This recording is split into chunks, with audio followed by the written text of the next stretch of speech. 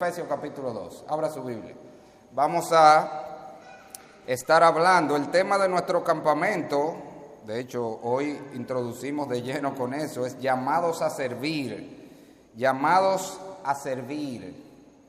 Vamos a hablar de ese llamamiento en varios aspectos que Dios nos ha hecho a todos los creyentes a servir. Y quiero que leamos hoy un pasaje de la Escritura que está en Efesios capítulo 2, versículos 1 al 10. Hoy vamos a establecer el fundamento del servicio, aunque el pasaje, usted verá que no dice servicio por ningún lado, pero usted sabe que los predicadores no la buscamos. Usted verá cómo yo se lo conecto directamente con nuestro llamado a servir. Así que vamos a leer en Efesios capítulo número 2, versículos 1 al 10. Y dice la palabra de Dios: y Él os dio vida a vosotros cuando estabais muertos en vuestros delitos y pecados, en los cuales anduvisteis en otro tiempo, siguiendo la corriente de este mundo, conforme al príncipe de la potestad del aire, el espíritu que ahora opera en los hijos de desobediencia, entre los cuales también todos nosotros vivimos en otro tiempo en los deseos de nuestra carne,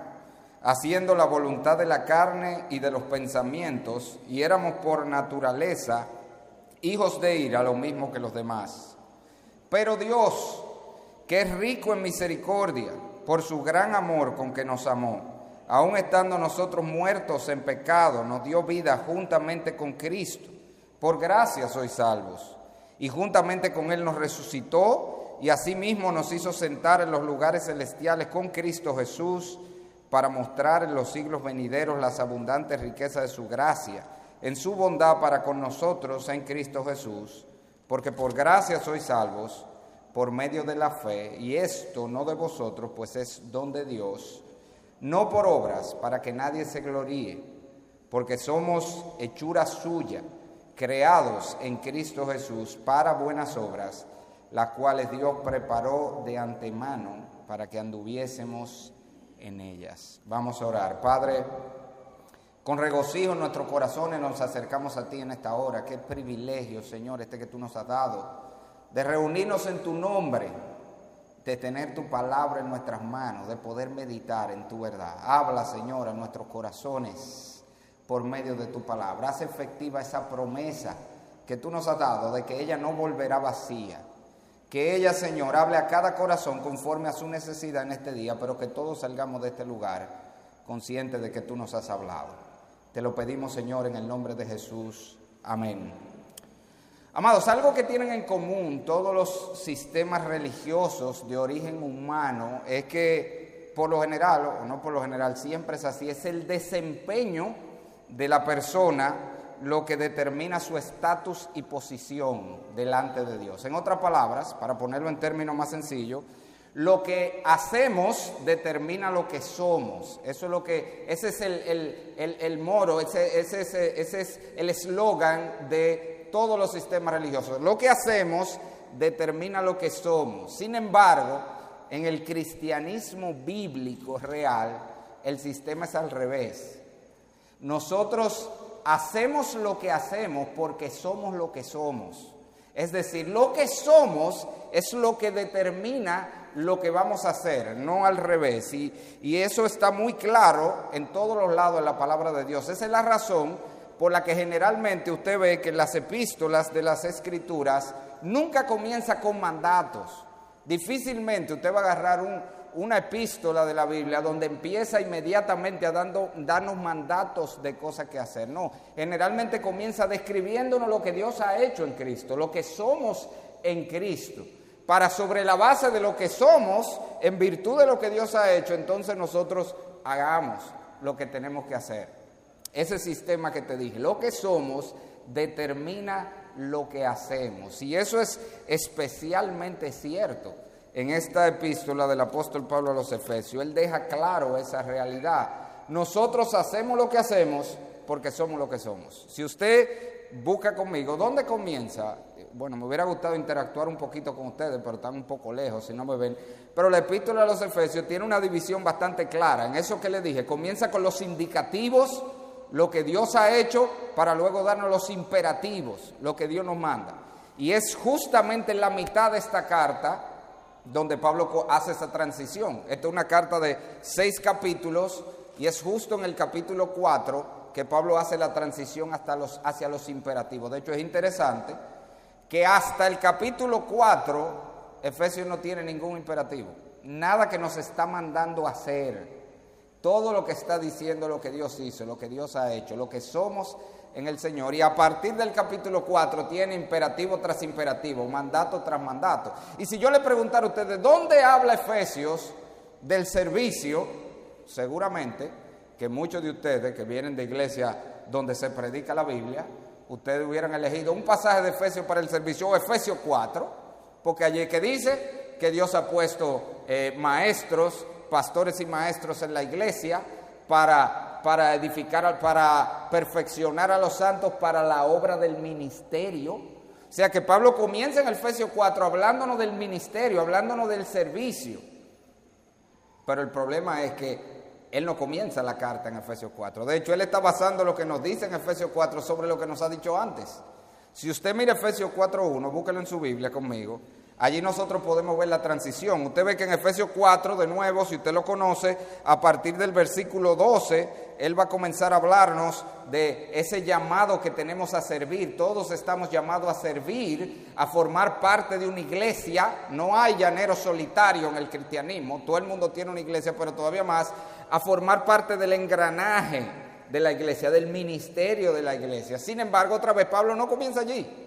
Y de hecho él nos dice que eso lo hacemos por lo que nos ha dicho antes. Mira el capítulo 4, versículo 1. Yo pues, aquí como cuando Pablo va a empezar la parte práctica, yo pues, preso en el Señor, os ruego que andéis como es digno de la vocación con que fuiste llamados. Y entonces él va a describir allí cuál es esa vocación, cuál es ese estilo de vida, ese andar que es consecuente con el llamado. O sea que cuando él nos dice en el capítulo 4 que estamos llamados a formar parte de una iglesia, a formar parte de los ministerios de una iglesia, él lo está haciendo sobre la base de que tenemos un llamado, de que tenemos una vocación, sobre la base de lo que Dios ha hecho, que como te dije, él lo describe por 3 capítulos antes de llegar allí. Todos esos 3 capítulos está describiendo lo que Dios ha hecho en nosotros para convertirnos en eso que podemos hacer, lo que él dice a partir del capítulo 4. Pero yo he elegido específicamente el texto de Efesios 2 que nosotros leímos, porque aquí tenemos de una manera clara, llana, transparente, Pablo explicándonos cómo nosotros llegamos a ser siervos de Dios y por lo tanto debemos servir. Ese es el mensaje, hermanos. La salvación, si tú no te vas a llevar manera, si tú eres de los que te duérmete después de esto, llévate esto. La salvación nos convierte en siervos de Dios, por lo tanto todos los cristianos debemos servir. Ese es el mensaje para nosotros hoy. La salvación nos convierte en siervos de Dios, por lo tanto estamos llamados a servir. Es decir, no servimos para hacernos siervos, servimos porque por definición un cristiano es un siervo. Y eso es lo que Pablo nos presenta, esa transición, cómo pasamos de no ser siervo de Dios a ser siervo de Dios en Efesios 2, versículo 1 al 10 que nosotros hemos leído. Si usted mira ese texto, allí hay una construcción que es muy paulina. Pablo usa mucho este tipo de construcción en el pasaje. Hermano, yo soy un predicador expositivo, me gusta hacer eso, agarrar un pasaje y ver cómo está construido. Y si usted mira versículos 1 al 3, Pablo nos describe allí lo que nosotros éramos antes de Cristo. Eso era lo que éramos antes de Cristo. Luego en los versículos 4 al 9, él nos describe lo que Dios hizo, cómo Dios nos cambió, nos transformó en Cristo. Y luego, a partir en el versículo 10, nos dice lo que somos ahora en Cristo. Lo que somos y sobre la base de lo que estamos llamados a hacer después, ¿verdad? Acuérdense que hacemos lo que hacemos porque somos lo que somos. Y eso es lo que quiero que veamos. Este es un texto muy rico en muchas cosas, pero quiero que veamos esa secuencia que Pablo nos presenta allí. Si usted mira el pasaje, él comienza diciéndonos en versículos 1 al 3 lo que éramos. ¿Por qué antes no éramos siervos de Dios? ¿Por qué antes no podíamos servir a Dios? Y él nos dice que la primera razón que hay allí es porque estábamos espiritualmente muertos. Versículo 1. Y él os dio vida a vosotros cuando estabais muertos en vuestros delitos y pecados, los cuales anduviste el otro tiempo. Fíjense, los hombres siempre están tratando de buscar la explicación de dónde procede el mal del hombre, por qué hay maldad en el hombre, por qué el hombre hace cosas malas. Y siempre se dan diversas explicaciones. Los sociólogos, por ejemplo, nos dicen que es producto de la ignorancia del hombre, pero que si lo instruimos, si lo educamos, entonces eso va a frenar la maldad en el hombre. Una teoría que cada vez más se prueba falsa. Nosotros vivimos en una época, en la época de más información que tiene la gente, más conocimiento, si se puede decir así, y sin embargo vivimos en la época más inmoral. O sea que el conocimiento no ha hecho al hombre menos inmoral, lo que ha hecho es darle inteligencia para tener nuevas formas de males y de maldad, ¿ok? De hecho, Moody decía eso, D.L. Moody, él decía que, porque desde su tiempo se hablaba de eso, que el hombre era malo porque era ignorante, y si lo educamos ya iba a dejar de ser malo. Entonces, él lo ilustraba con, habían unos hombres en su tiempo que se robaban los tornillos con lo que se hacían los rieles de los ferrocarriles. El ferrocarril de antes que estaba con unas tablitas pegadas con tornillos, la gente se robaba los tornillos. Es el equivalente de aquí que se roban la tapa en la calle. ¿Usted ha visto? Que se roban la tapa para vender metal. Bueno, eso hacía. Y Moody decía, el problema es que usted me dice que ellos se roban eso por su ignorancia. Si tú lo educas y lo instruyes, es verdad, no se va a robar el tornillo. Se va a robar el tren ahora, se va a robar el tren y los rieles. Tú lo que le enseñaste cómo ser un mejor ladrón. Y nosotros lo vemos, eso es así. O sea, el problema del hombre no es ignorancia. Los psicólogos, con el perdón de los psicólogos, que yo sé que hay muchos aquí, nos dicen que el problema del hombre es que está desorientado, confundido, que tiene baja autoestima, dependiendo de la escuela que usted tenga de psicología. Y los médicos nos dicen, y ahí me tiro yo, que el problema del hombre es un problema, ¿verdad? Es un enfermo que está. Por eso el tratamiento médico al mal del hombre con pastillas. Vamos a darle pastillas, porque es enfermo que está.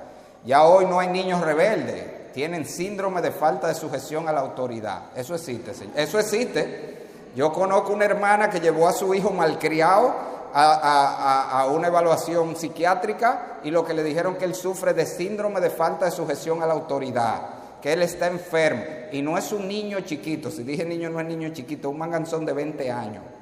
Y él tenían que aceptarlo así porque él sufre de síndrome de falta de sujeción a la autoridad. Es una enfermedad, él está enfermo y ellos tienen que entender eso. El problema del hombre es una enfermedad. Bueno, la Biblia lo pone más sencillo, pero más terrible. La Biblia nos dice el problema del hombre no es ignorancia, no es que está confundido, no es baja autoestima, no es que está enfermo. El problema del hombre es que está muerto. Ese es el problema.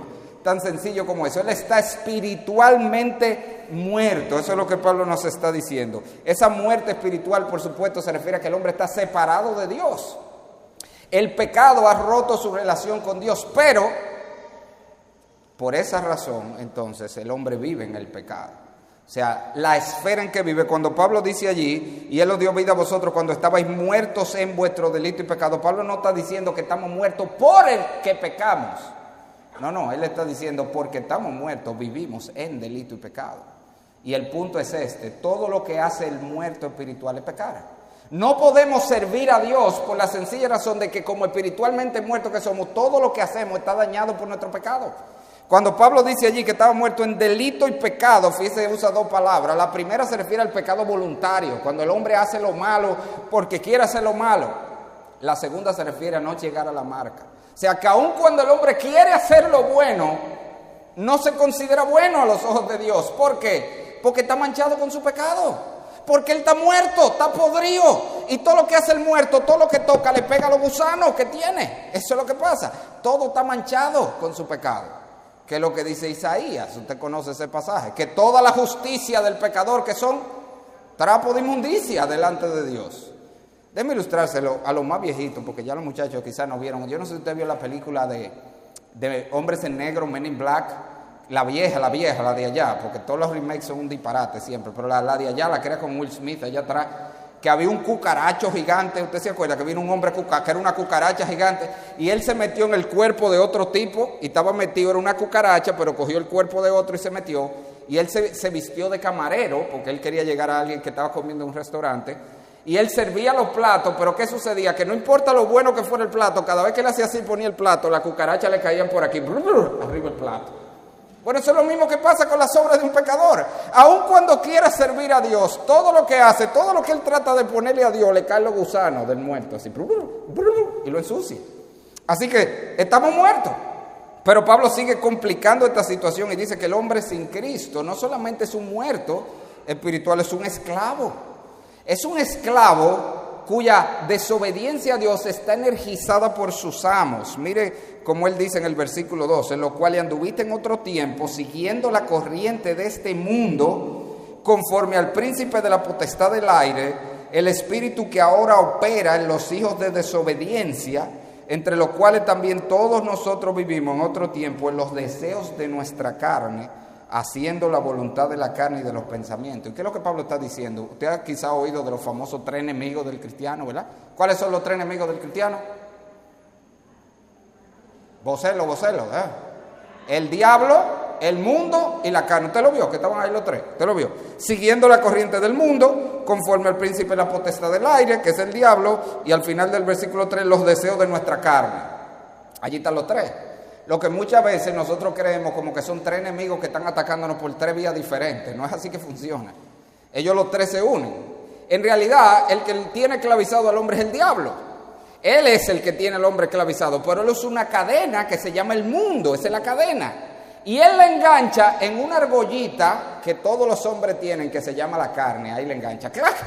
Entonces, el diablo usa el mundo y le engancha en nuestra carne y nos controla como perrito, literalmente. Eso es lo que él hace.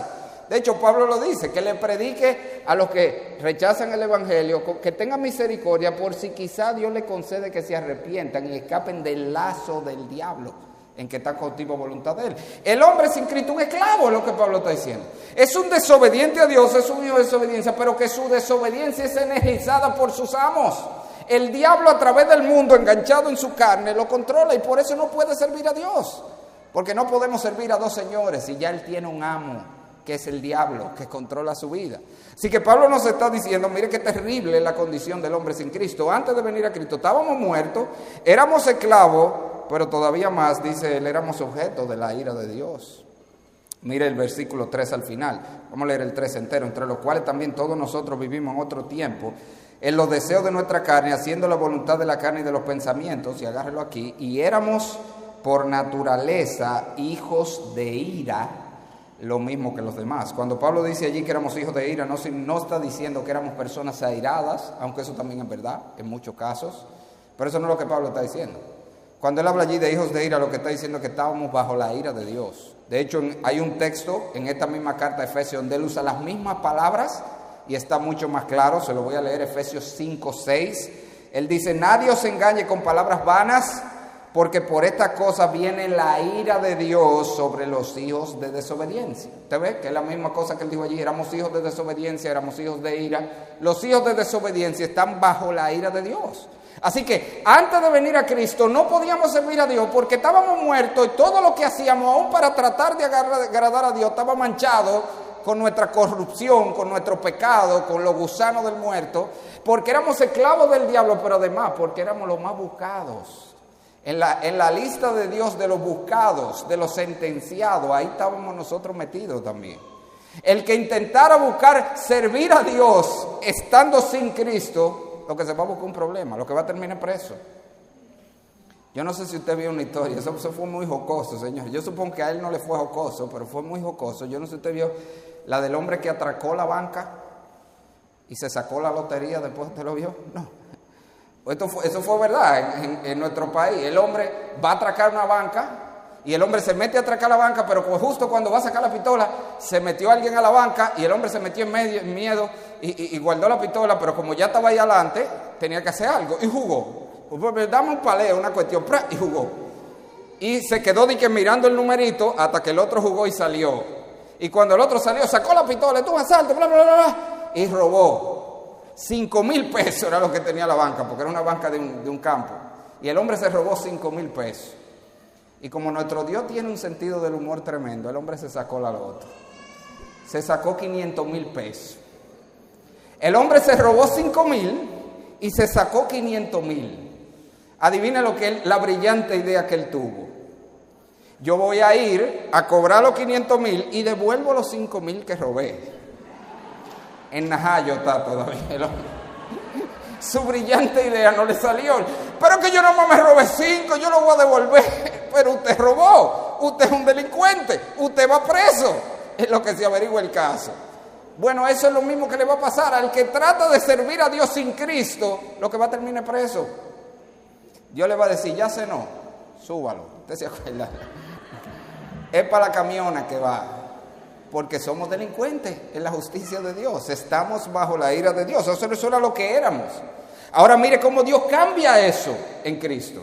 Versículo 4 al 8, y este es un pasaje sumamente rico, hermano, no podemos detenernos a ver todo lo que Pablo dice allí, pero Pablo nos deja ver cómo Dios cambia radicalmente en Cristo, pero Dios, eso es lo más interesante. ¿Cómo cambiamos? ¿Cómo cambió esa condición? No tuvo que ver con nosotros, fue con Dios, fue una obra de Dios.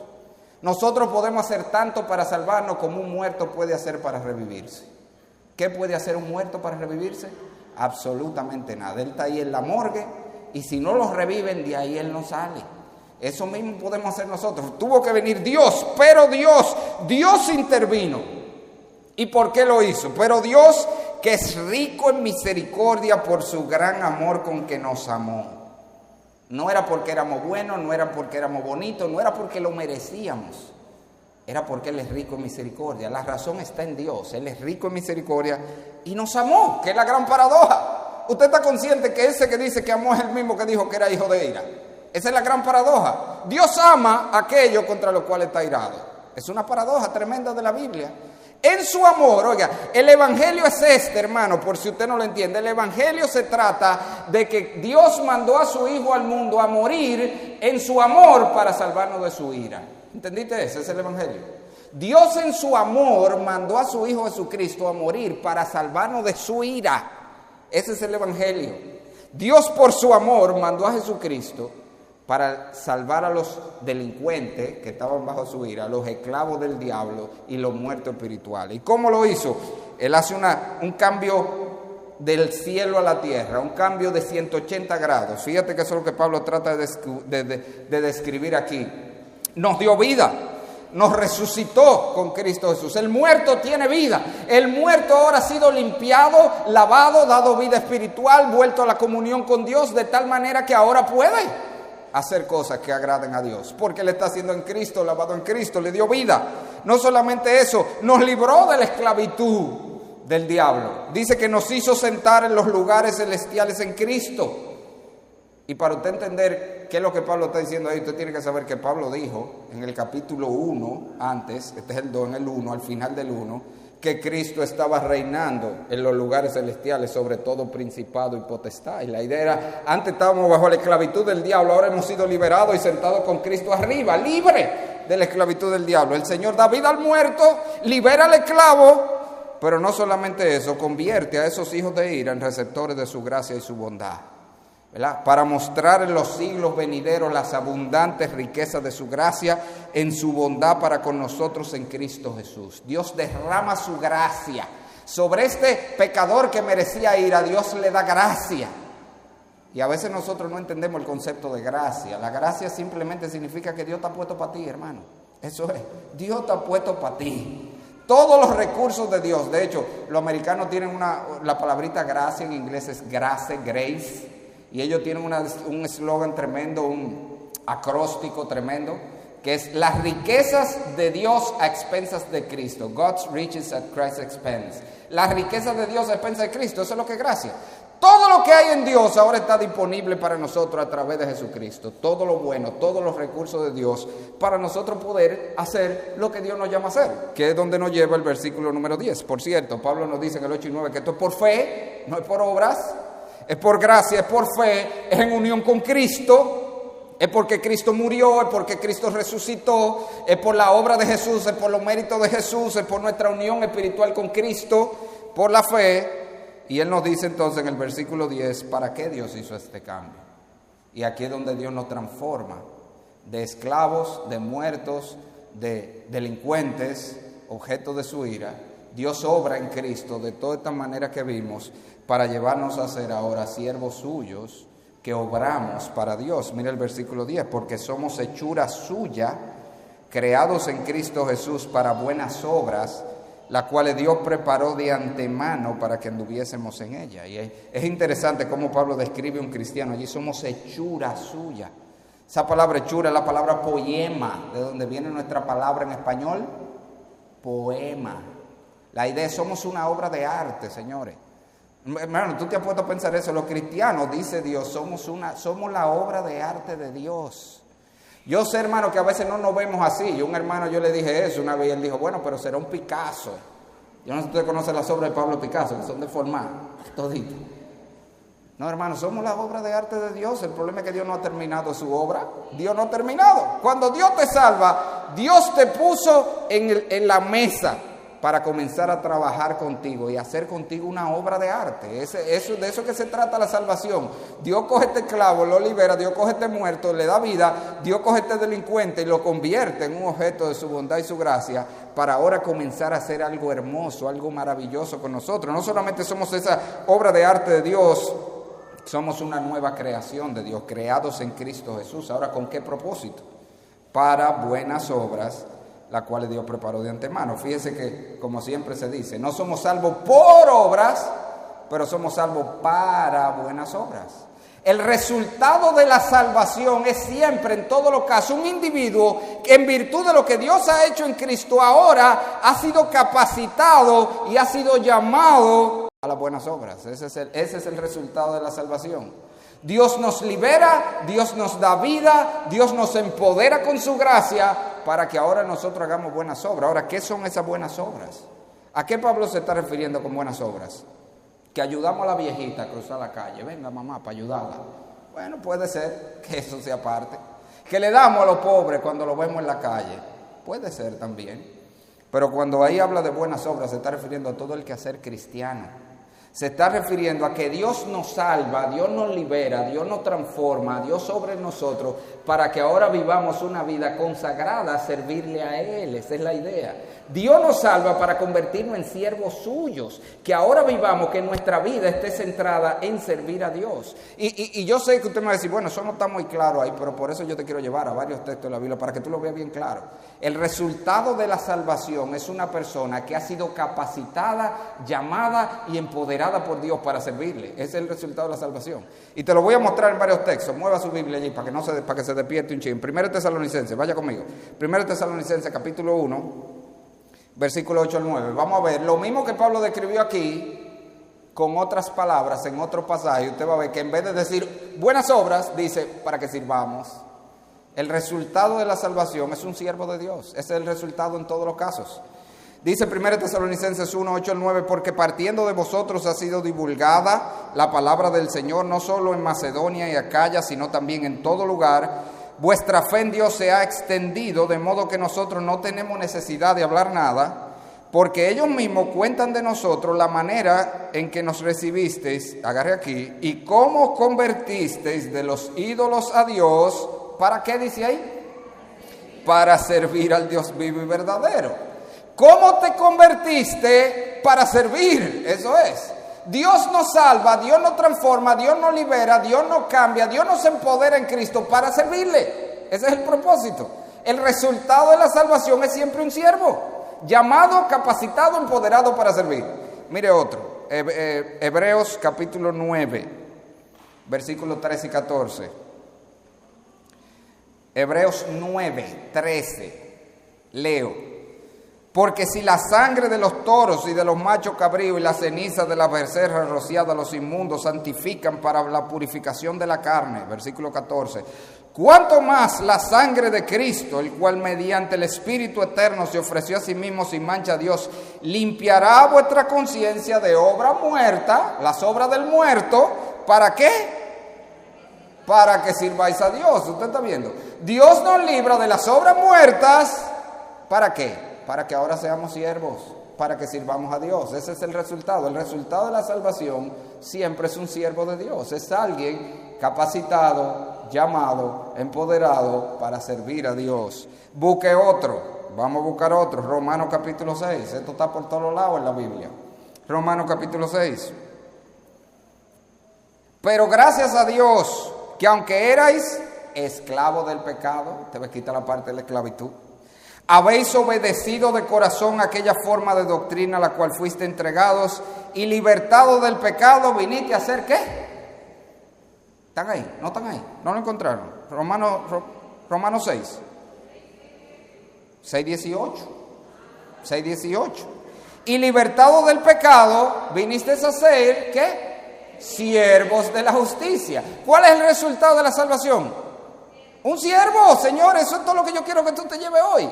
El resultado de la salvación es un siervo. Por eso es que es correcto cuando uno dice, hola siervo. Usted ve cuando tú no te sabes el nombre de un hermano, ¿qué es lo que tú dices? Hola siervo, ¿cómo está? Está correcto, porque todos los cristianos son siervos, hermano. Nosotros no somos siervos porque servimos porque somos siervos. Porque el resultado de la salvación es en todos los casos un siervo. De ahí es que viene una frase que yo uso mucho y la gente no le gusta, hasta se ofende, a lo mejor alguno se va a ofender. Pero si el resultado de la salvación es un siervo, entonces, ¿lo que caracteriza a todo cristiano que sirve? No, porque es el resultado. Entonces, si eso es así, el cristiano que no sirve, hermano. Y la gente se ofende cuando yo digo eso, pero el cristiano que no sirve, ¿no sirve? Porque un cristiano, por definición, es un siervo. El resultado de la salvación es un siervo. Es un hombre nuevo, creado en Cristo, una obra de arte de Dios, capacitada, renovada, empoderada, liberada para servir a Dios. Y es por eso que Pablo nos dice, si usted vuelve a Efesios otra vez al capítulo 4, Pablo va a comenzar, después del capítulo 4, decirnos cómo se ven esa nueva vida que tenemos en Cristo. Y él comienza precisamente por el servicio en la iglesia. Vamos a ver que el servicio no se limita a la iglesia. Pero él comienza allí. ¿Por qué él comienza allí? Sabrá Dios, literalmente, pero ahí que él comienza. Eso quiere decir que todo verdadero creyente está en una iglesia y está sirviendo en una iglesia. Y si no está sirviendo en su iglesia, si no sirve, ¿qué es lo que pasa? No sirve, hermano, no sirve. Porque para eso se supone que está, para eso fue que el Señor lo salvó, para que sirva al Señor. Así que quiero buscarle un versículo más, busquen Hebreos capítulo 6, antes de terminar. Y este es importante, porque usted dirá, bueno, pero que ahí hablaba de siervo de Dios, sí, hermano. Como vamos a ver en este versículo y vamos a ver mañana, el servicio a Dios se ve en el servicio a los demás. Y esto es lo que este texto de Hebreos nos muestra, Hebreos 6:10, porque Dios no es injusto para olvidar vuestra obra y el trabajo de amor que habéis mostrado hacia su nombre. ¿Y cómo mostramos el trabajo hacia Dios, la obra y el trabajo a Dios? Habiendo servido a los santos y sirviéndole aún. ¿Usted está viendo? El servicio a Dios se ve en el servicio a los demás, especialmente en la iglesia. Que es lo que nos está diciendo Pablo allí. No solamente en la iglesia, pero especialmente en la iglesia. Así que un verdadero cristiano es una persona que ha sido resucitada, liberada, perdonada, empoderada por la gracia de Dios para servir a Dios. Así que nosotros debemos servir porque hemos sido salvados y capacitados para el servicio. Y yo te pregunto, hermano, ¿tú sirves? ¿Tú sirves, hermano? Porque para eso fue que Dios te salvó. Oiga esta frase de Donald Whitney. Dice Donald Whitney en su libro Disciplina Espiritual: la palabra de Dios no tiene lugar para el desempleo espiritual, o la jubilación espiritual, o cualquier otra descripción de un cristiano profeso que no sirva a Dios. O sea, en la Biblia no existe un cristiano que no sirve a Dios. No existe eso, no está en la Biblia ese cristiano. Y como ya vimos, ese servicio comienza con los santos y comienza con la iglesia. Así que vuelvo y te pregunto, hermano, ¿tú sirves? Esto es para que nosotros nos evaluemos. Y no quiero terminar sin una palabra a aquellos que pueden estar aquí sin Cristo. Yo sé que en un grupo como este tiene que haber personas que no son cristianas. Y mire, si algo hemos aprendido hoy es que todos tus esfuerzos por ser bueno, por agradar a Dios, y si lo tienes, gloria al Señor, si tú tienes ese deseo, hasta eso es una gracia de Dios que te ha sido dada. Pero nada de eso sirve si tú no vienes primero a Cristo. Tú tienes que venir a Cristo. Es Cristo que nos perdona, es Cristo que nos redime, es Cristo que nos libera. Es más, tú ni siquiera puedes. dejar de hacer la cosa. Tú ves que a veces la gente dice, no, cuando yo voy a venir a Cristo, cuando yo deje cierta cosa, ¿qué es lo que tú vas a dejar? Tú eres un esclavo. Tú vienes a Cristo y Él te libera, y Él te transforma, y Él te capacita, y Él te convierte en un siervo. Pero tú tienes que venir a Él. Vamos a orar. Padre, gracias por este tiempo y tu palabra. Santifícale nuestros corazones, Señor. Ayúdanos a ver, a entender tu plan. Tú nos salvaste para que seamos siervos. Ayúdanos a vivir como es digno del llamamiento que tú nos has hecho. Ayúdanos a vivir como lo que somos, siervos de Cristo, que servimos a Dios al servir a tu iglesia y a los demás. Obra, Señor, en nuestros corazones y muévenos, que todos salgamos de aquí con un deseo ferviente de dedicar nuestra vida para lo que tú nos has salvado, para el servicio a ti. Te lo pedimos en el nombre de Jesús. Amén.